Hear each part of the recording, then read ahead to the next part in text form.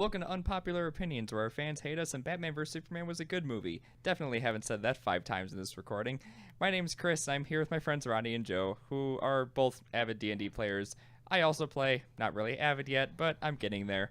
But I have some stories. So, my first D&D campaign, I had a drunk dwarf barbarian character named Babaka Baracho, which is Celtic for, not Celtic, Gaelic for drunk asshole. You can look it up.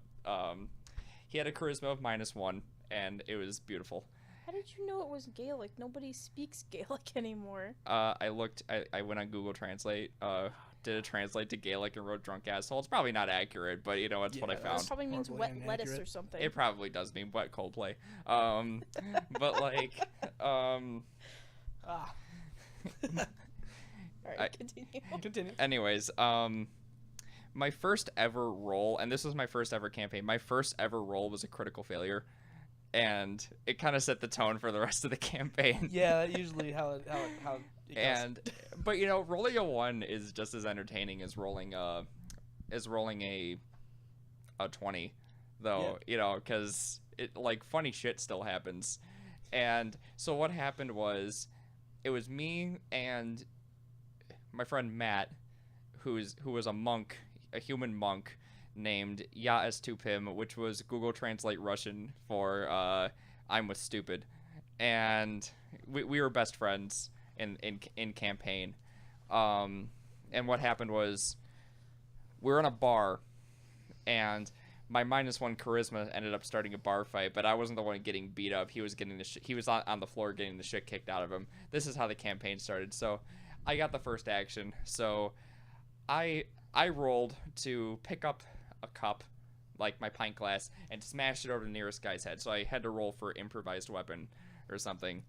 And I rolled a 1, and what happened was, I picked up the cup, but I picked it up too quickly, and I smashed it over my own head and caused about 3 damage.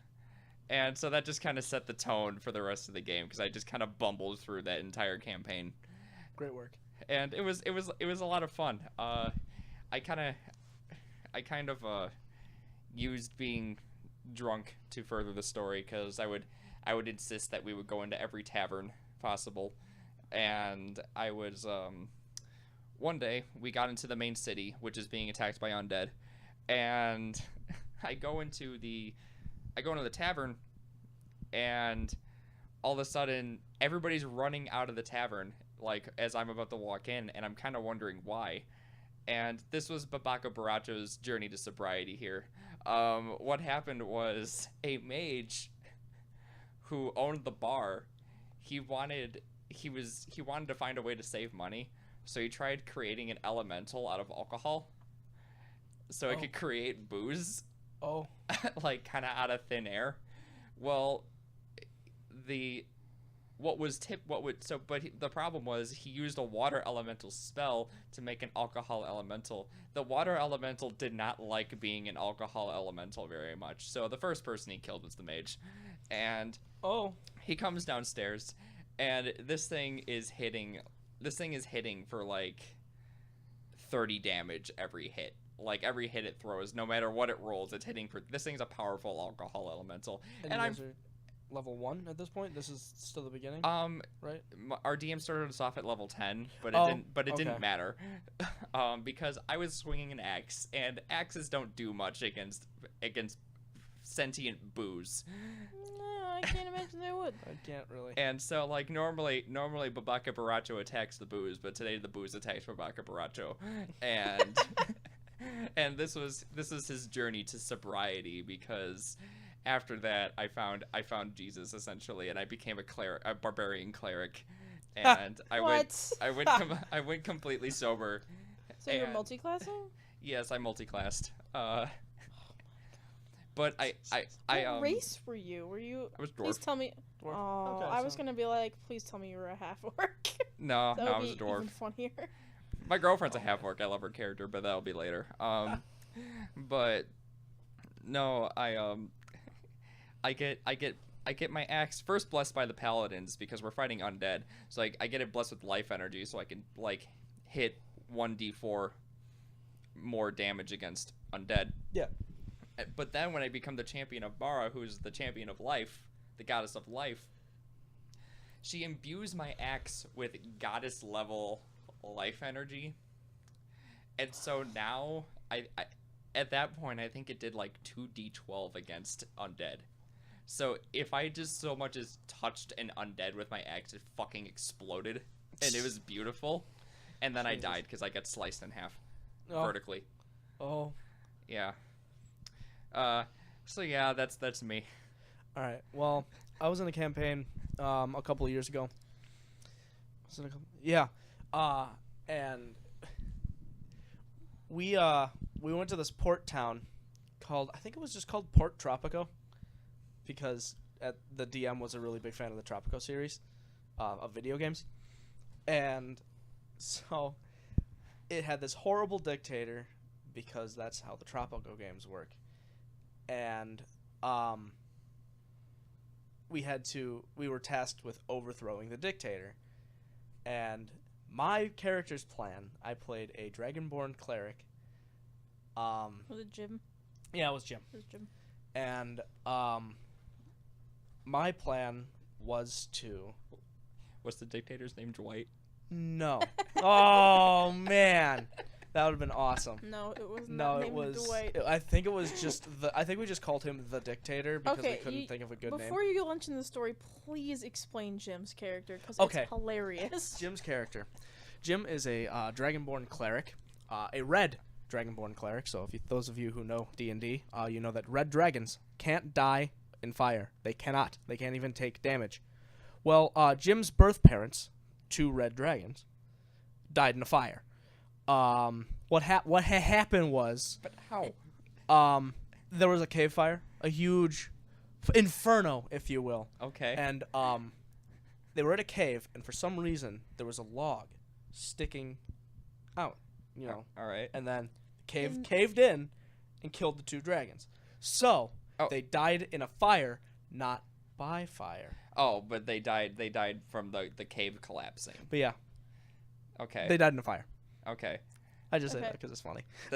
So Jim is still a wee little hatchling, doesn't even have a name yet, and a was Irish, right? You said it was Irish. It was an Irish cleric, like just a good Irish Catholic cleric. Oh, God. Just walks into the cave in his adventuring party and just picks up, and he's hammered because he's Irish. Is this the plot of Hellboy? Yeah, essentially. And so he picks up Jim and says, "You know, you look like a Jim." And from that point forward, it was a dragon named Jim O'Halloran. Oh, God. The way you explained it to me the first time was this Irish dude. You didn't tell me about the original parents dying in the fire. You just told me that this Irishman, walks up, finds this abandoned Dragonborn hatchling, picks up and goes, "I'll call him Jim," and that was it. That's all you told me.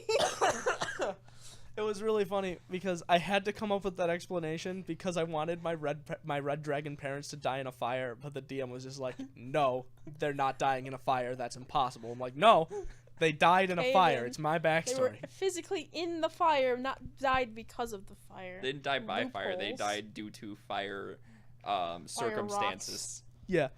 And so I'm playing as Jim, and we had to overthrow this dictator. And my plan, I spent literally an hour outside of the game coming up with this plan.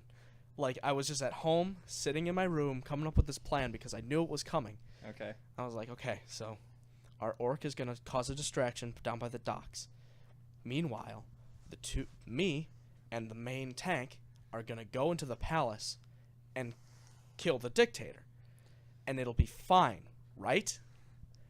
No. No. My idiot-ass friend decided to, instead of just causing a distraction like blowing up a building, no, he set the entire fucking village on fire.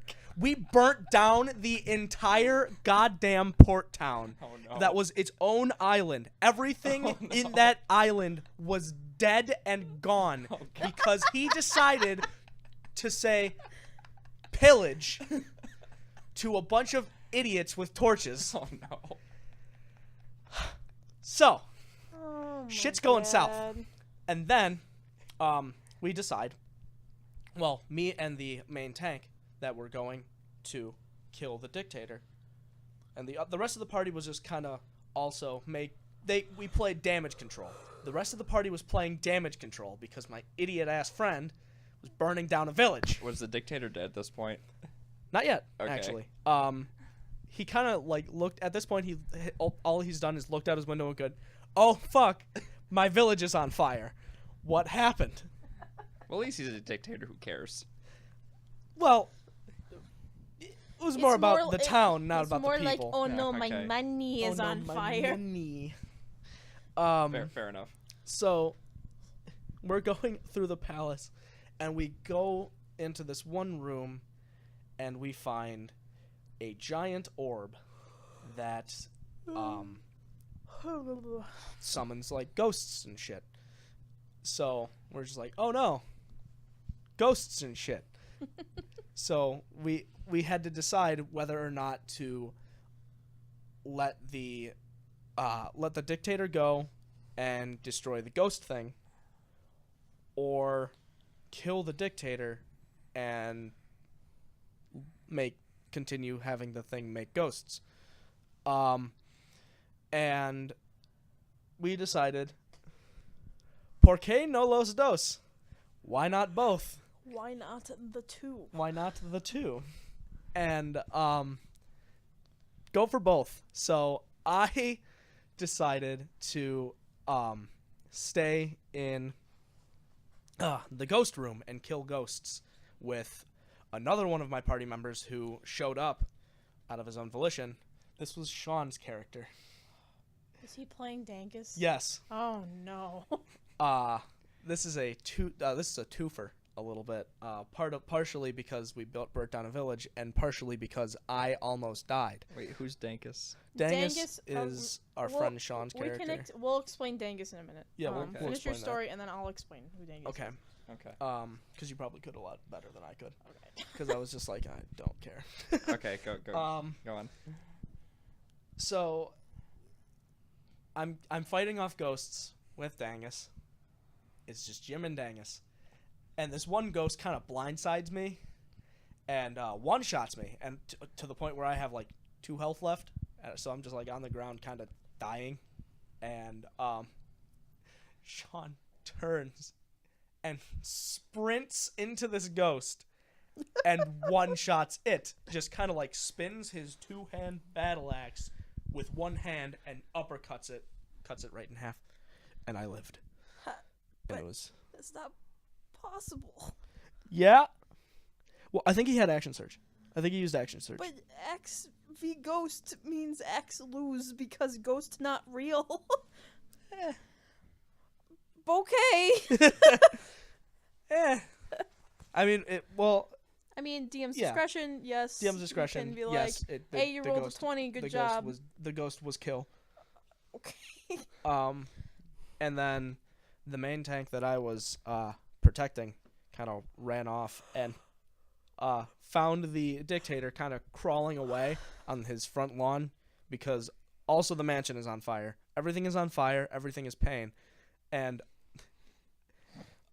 this character was a bit of a dick as well. Everybody was kind of just assholes in this campaign. I mean, generally. And he finds the dictator and just kind of curb stomps him. God. His last words were, no, wait. And then he was dead. That's horrible. Yeah.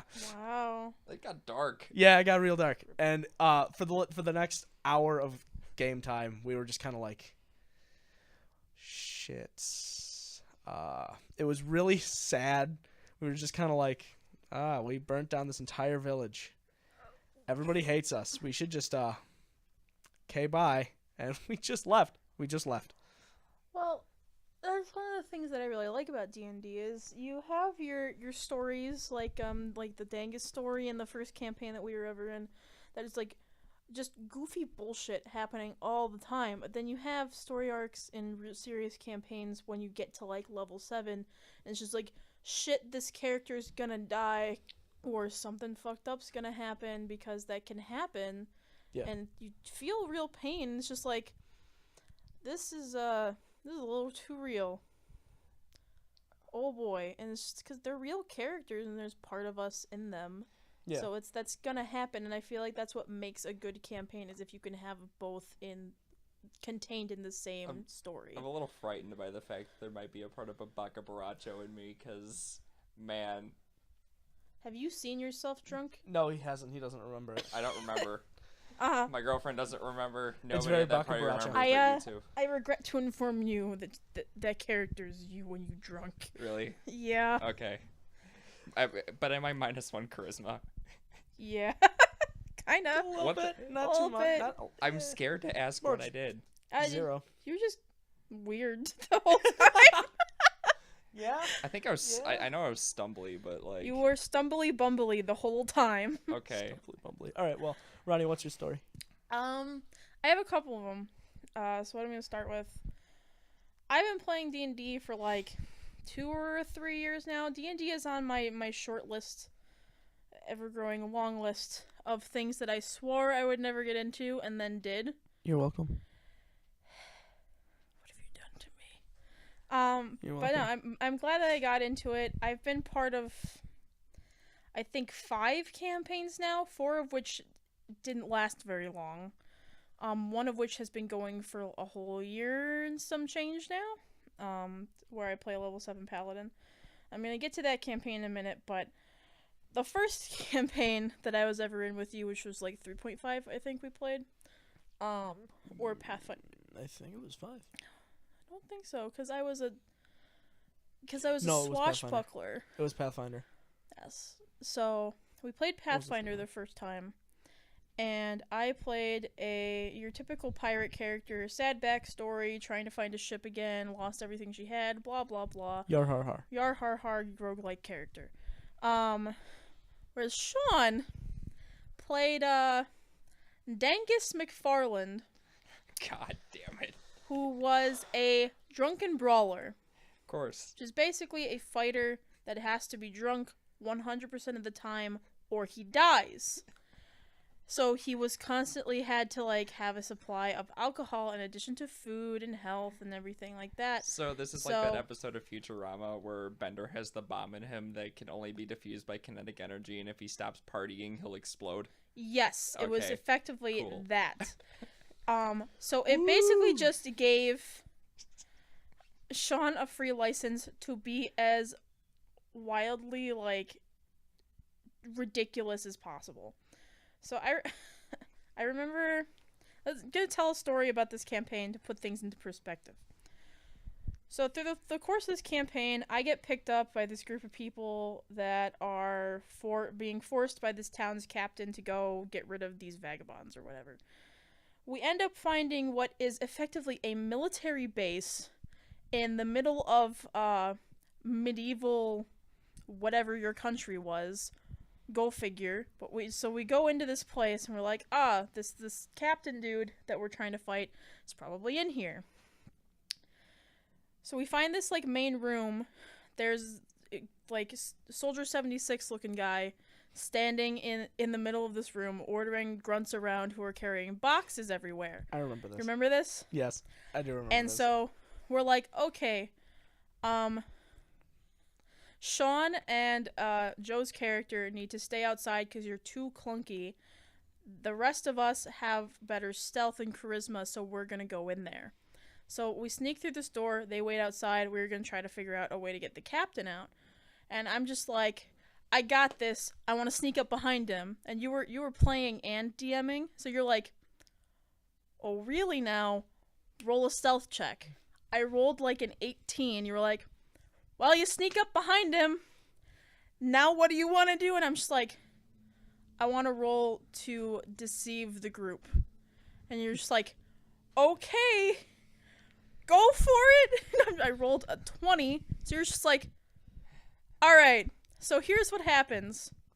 This guy is shouting orders at his men to just what these boxes are, why he's having them move these boxes constantly, we don't know, but he's doing it. So my character, Ariana Scarlet, this is my pirate, starts emulating this captain dude standing like back to back with him and just starts screaming even louder than he was to order these guys around.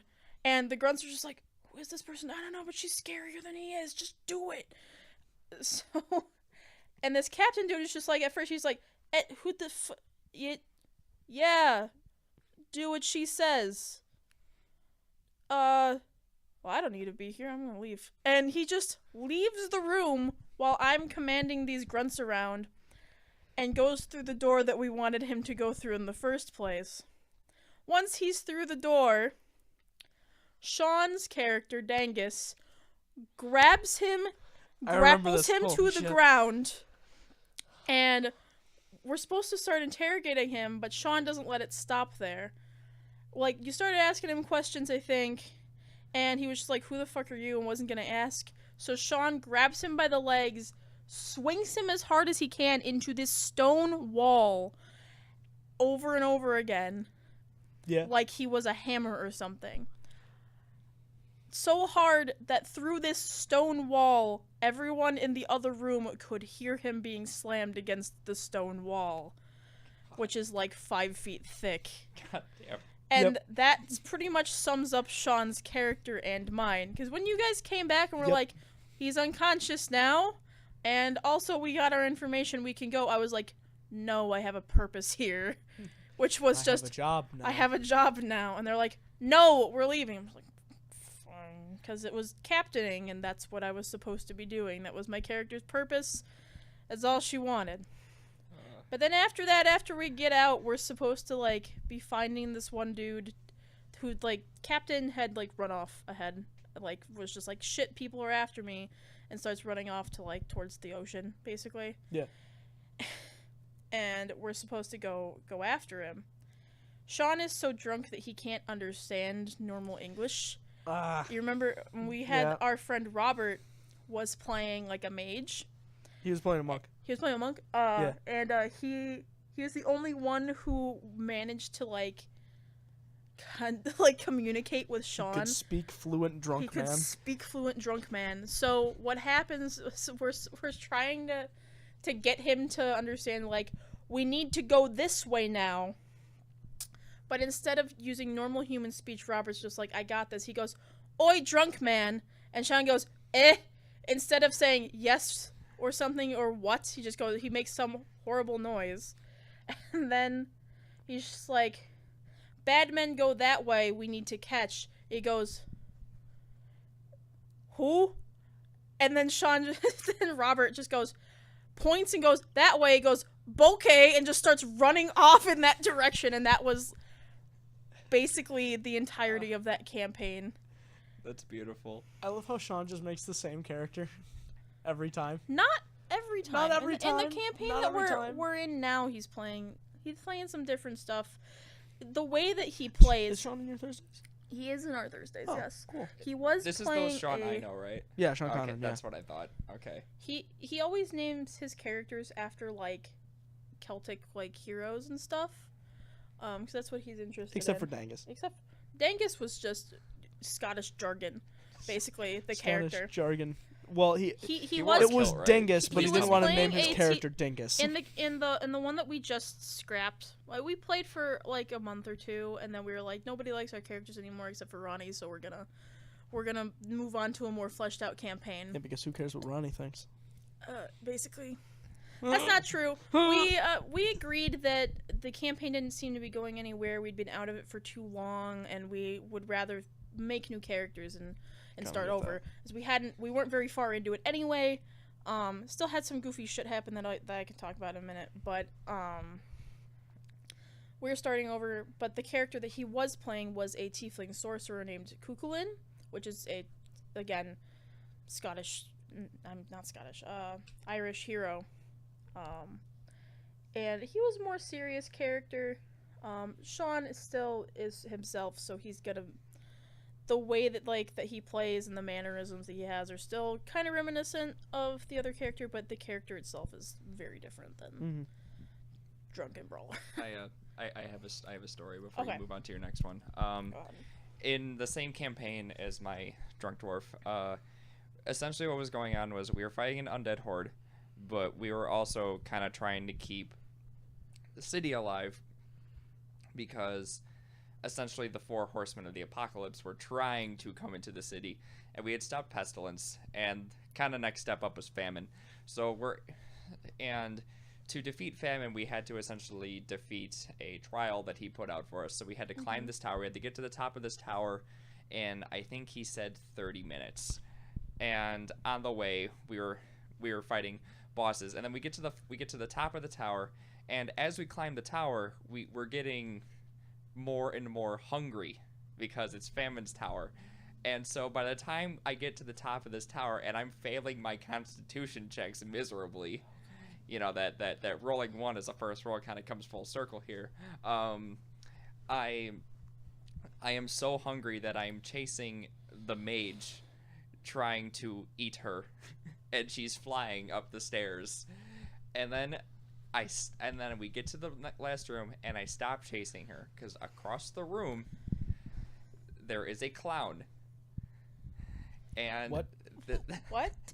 Like a circus clown. Yes, like a circus clown, but Well, this clown clowns has the exist in that dexterity. universe, apparently. However, this clown has the dexterity of a goddamn ninja. Okay. Because keep in mind, we all started at level 10, so all the bosses are higher up. These bosses are like level 20 or 30, but we can take them because we're a party. However, this clown had a dex modifier of like fucking 10. So yeah, exactly. And Matt's character, Yaas Tupim, who has a high dex score because he's a monk, he cannot land a single hit on this clown. And why are you fighting the clown anyway? because it's the final boss of the tower.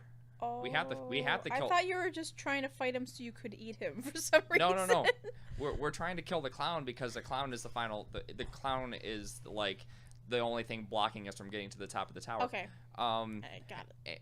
Sorry for the confusion there, Okay. but during the middle of the fight, Matt's character jumps back towards me, and I just look at Matt. And Matt's my best friend in this campaign, so I'm not too keen on eating him yet. And I just look at him, I point at the clown, and the big giant red nose he has, I just say, tomato.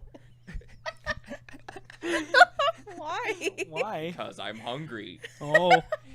I essentially, my character essentially has, I haven't eaten in 2 weeks. That's the equivalent, because I was failing my constitution checks. That's so awful. I stare at Matt with bloodshot eyes, and I say, tomato. And so I roll to grapple the clown with a +10 dex mod so I can bite his nose off because I think it's a tomato. I rolled a nat 20 and I succeeded. The clown was very angry afterwards and came at me, but we killed him, mostly because, he was bleeding profusely because I bit his tomato nose off. That's awful. Shit. And so yeah, that's my last story, so go ahead. Speaking of constitution checks, the campaign I was just talking about, the one that we just decided to move on from, which everyone in that group except for the DM has dubbed it the Spook Island campaign because when he made the map, I said it looked like a ghost, so we just started calling it Spook Island, and he hated it. We started calling it that for that reason, and because he didn't understand what that term meant. I see. Anyway, so we're doing this campaign. How this campaign starts is we all come into this one classic Lord of the Rings-esque tavern, small villagey town. Yeah. From different directions for different reasons, and there is a notice out for a bounty on this one dude that's been causing some problems. People have been disappearing. There are heads on pikes that keep showing up outside of this town, and we don't, but no bodies, and it's just like basically weird, bad, creepy shit is happening. Please stop it.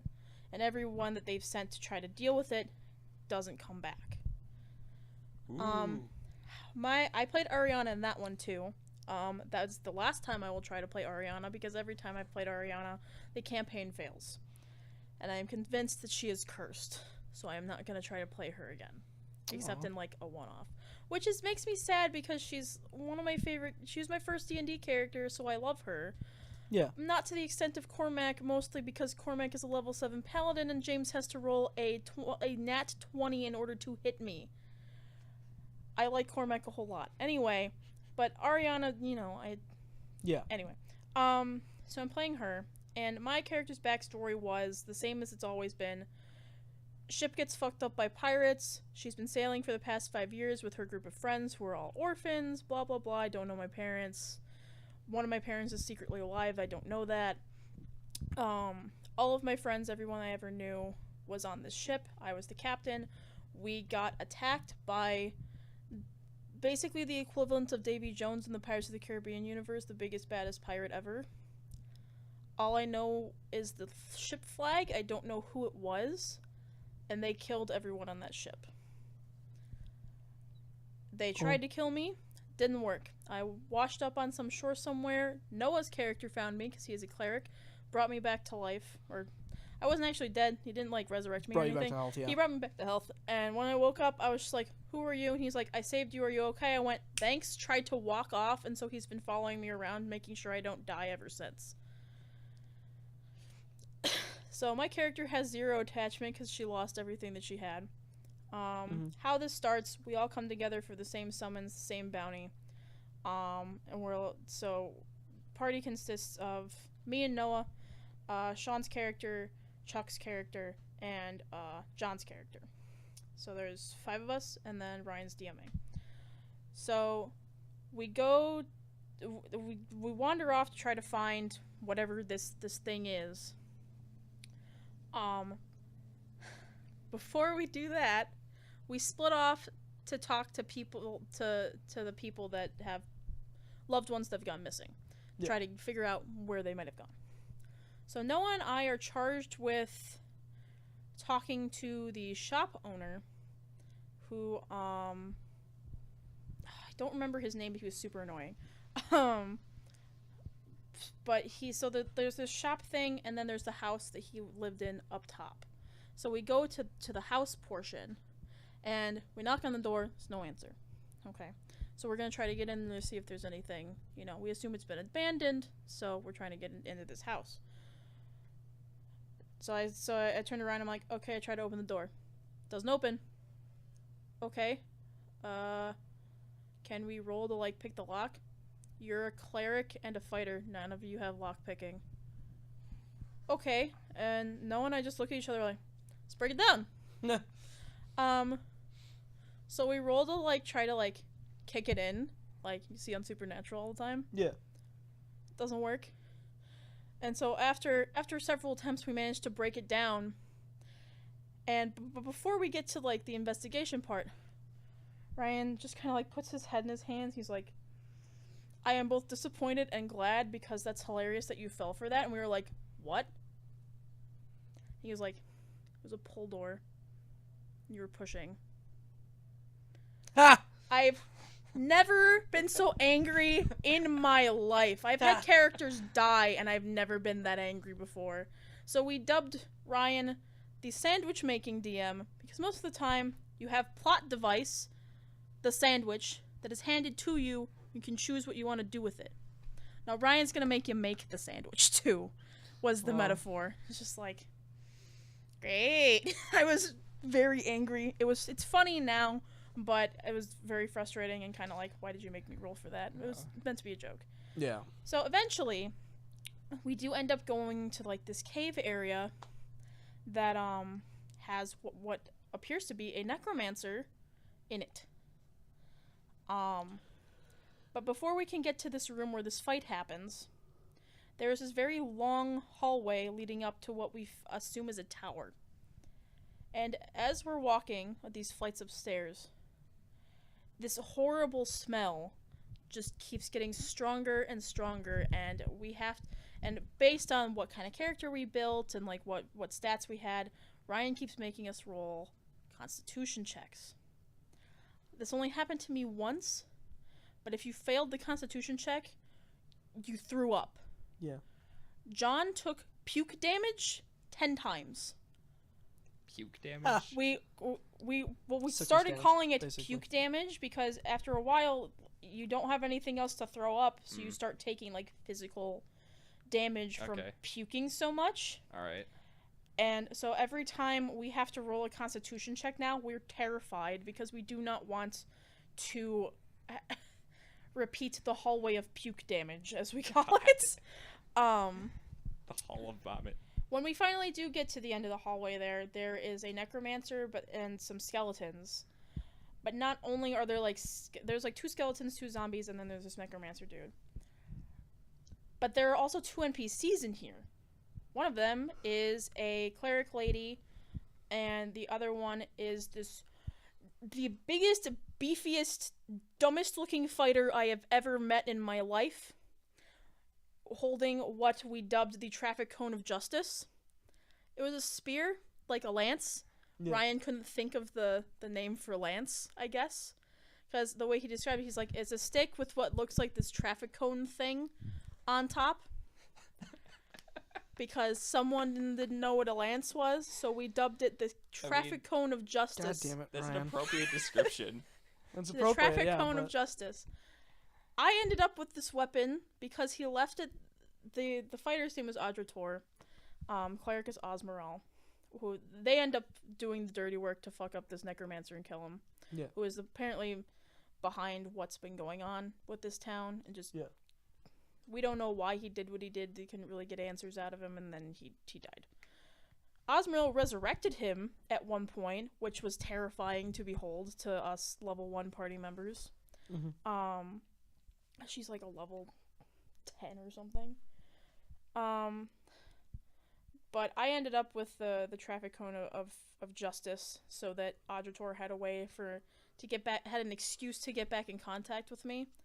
Because, in his eyes, he's like, it's another fighter. I can use this person for my cause or whatever. But this traffic cone thing was not just a lance. It was a pretty badass weapon. Because what ends up happening to this necromancer guy is Adrator takes it, he stabs it into this necromancer. And you can't really see it, but there's a switch on the stick. And when he flips the switch, 2 spikes pop out of the lance head. So stab lance into person, flip switch, they come out this way. So you are skewered onto this thing, and so he can whip you around like a piece of meat on a fork, basically. It's really scary and pretty really dangerous, and he leaves it behind on purpose so that he has a reason to get back to me. When this happens, we go back to town. Necromancer's dead. They think we're the ones who killed it because these 2 fucked off into nowhere. They're like, it's the Harvest Festival, so come drink with us. And I'm just like, all right. So we're all in this tavern.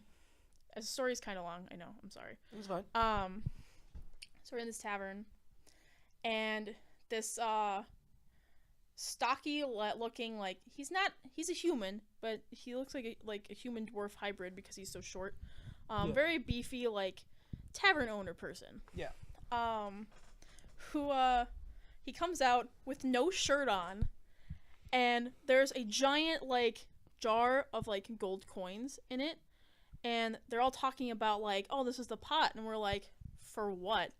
Oh, for the harvest festivities, and we're like, what are you talking about? So when tavern owner guy comes out, he's like, all right, lads, you know the rules. Last one standing gets it. Oh. Which means, who wants to fight me for it? So this random dude is just like, I'll fight you. Tavern owner beats the shit out of him pretty easily. Takes some punches, but Yeah. Then, and Ryan did this on purpose, the tavern keeper says, okay, come now. is there any man who feels they wish they can fight me? Or that thinks they could fight me? And I'm just like, oh, God. So, in character, I down the rest of my drink, slam it down on the table, and go, yes, I would. Being the only female in the goddamn room. So he goes, all right, we fight. I beat the shit out of him. Girl power. And, like, beaten up and pretty annoyed that he just got his ass handed to him by this female fighter pirate lady. Looks around the room and goes, if anyone can beat her, they can get it. Door gets kicked in out of nowhere. This fighter dude with the traffic that had the traffic cone before I took it goes, I'll fight the little lass. And I'm like, no. Both out of campaign and in campaign, you're just like, my life flashes before my eyes. I'm just like, what have I done? So Adrator, I don't know his name is Adrator yet, but eventually he comes to be known as Adrator, comes in here, and he's just like, I don't actually want to hurt you. Go along with this. And I'm like, fuck you, I don't know you. So we just like, and I'm like, I have no idea what he's talking about. I don't want anything to do with this guy. I don't want anything to do with anybody right now. So so I fight this guy. I get a couple of punches in, but he's like a level 10 and I'm like a level 1 maybe. So at a certain point, he breaks both of my all of my ribs. I say both sides of my ribs. I'm pretty beaten up. And he one last time goes, just go along with it. You know that one Star Wars game where Obi-Wan has like the head bonk thing? Yeah. He does that to me and it knocks me out. Oh. I don't remember anything. But what my party members see is he throws me out the nearest window and then dodge rolls out the window after me as if to kidnap me. Mind you, this window was closed. So he breaks this window on my body and kidnaps me. Eventually we find out that this world that we're in is split into like two factions. There's the Crown, so like it's basically like the Alliance from WoW, and then like the Rebellion. Doesn't like whatever the Alliance is doing. Yeah. So the party gets split up. Half of it is being influenced by the Rebellion, half of it, which is my half, is being influenced by the Crown. And that's what Auditor works for.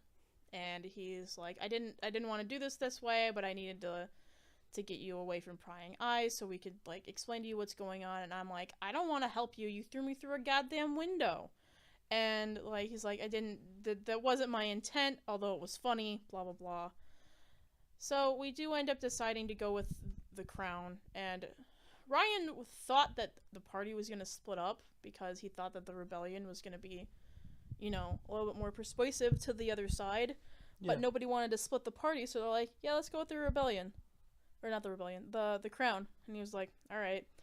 So we go with these guys, and for the duration of the campaign, no one else really had much backstory, so we were basically going off of my backstory, and because I'm trying to get back to this place called Keelhaul Cove to find out whoever this pirate was that killed everyone that I knew and loved, and kill him. That's what I'm trying to do. And I figure in my fighter brain, well, if nothing else, maybe this guy can help me, do that. And that was the agreement. But basically, for the duration of the campaign, is my character having weird fever dreams, and Audrator desperately trying to be friends with me when I want nothing to do with it. So I spent the whole campaign basically just hiding from this other fighter, because I didn't want to be friends with him. Because every time he was around, he just did stupid shit, and like, I'm just like, you could kill me, like, with one fist. No, thank you. And I wanted nothing to do with them. It's just awesome. Pretty funny. But I'm kind of sad that campaign's ending, because there was a lot of like good dynamics and stuff, but the story wasn't as fleshed out as DM wanted it to be. So we decided that we were gonna start over with a different thing. How much time are we at? I think on that note, we should probably wrap it up now because we're at 45 minutes. So, okay, sounds good. All right. Well, not many unpopular opinions this first episode, but trust More me, just D&D that will stories. come. That will come. All right. We're out.